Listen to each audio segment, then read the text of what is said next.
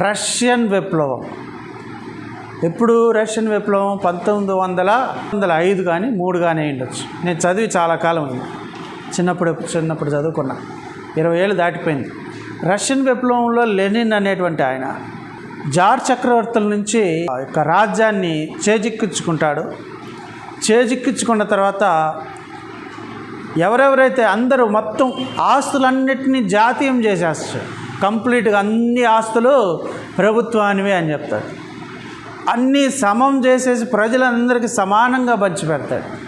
దాన్ని సోషలిజం అంటారు. జార్ చక్రవర్తుల నుంచి లాక్కున్నటువంటి రష్యన్ విప్లవకారుడైనటువంటి లెనిన్ అందరికీ సమానంగా పంచిపెడతాడు. అలాగే ఆనాడు యూదులందరినీ తరిమేశాడు రష్యాలో నుంచి. ఎందుకు తరిమేశాడు తెలుసా? వారు యూదులు వడ్డీ వ్యాపారస్తులు, రక్తం పీల్చే పిపాసులు. రక్తం పీల్చే వాళ్ళు వడ్డీలకి ఇచ్చి వాళ్ళని అల్లాడిచ్చి చంపుకు తినేవాళ్ళు. మీరు ఇక్కడ ఉండడానికి లేదు, ఇది సొమ్ము అంతా పేదవారిది అని చెప్పి కొట్టి అందరిని తరిమేశాడు. అక్కడ ఆ ఇదితోటి ఆ విప్లవం భయంకరంగా ఇదైంది.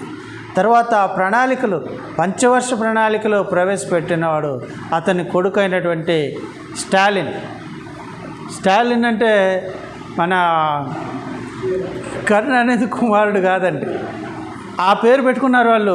మార్క్సిస్ట్ భావజాలం ఉంది కాబట్టి వాళ్ళకి ఆ పేర్లు పెట్టారు, కమ్యూనిస్టులు కాబట్టి. స్టాలిన్ అంటే మన తమిళనాడు ముఖ్యమంత్రి స్టాలిన్ గారు కాదు, కరుణానిధి కుమారుడు స్టాలిన్ గారు కాదు. వాళ్ళ పేరు ఈయన పెట్టుకున్నాడు. అంటే డెవలప్ చేసుకున్నారు వాళ్ళు, దేశాన్ని అలాగ డెవలప్ చేసుకున్నారు.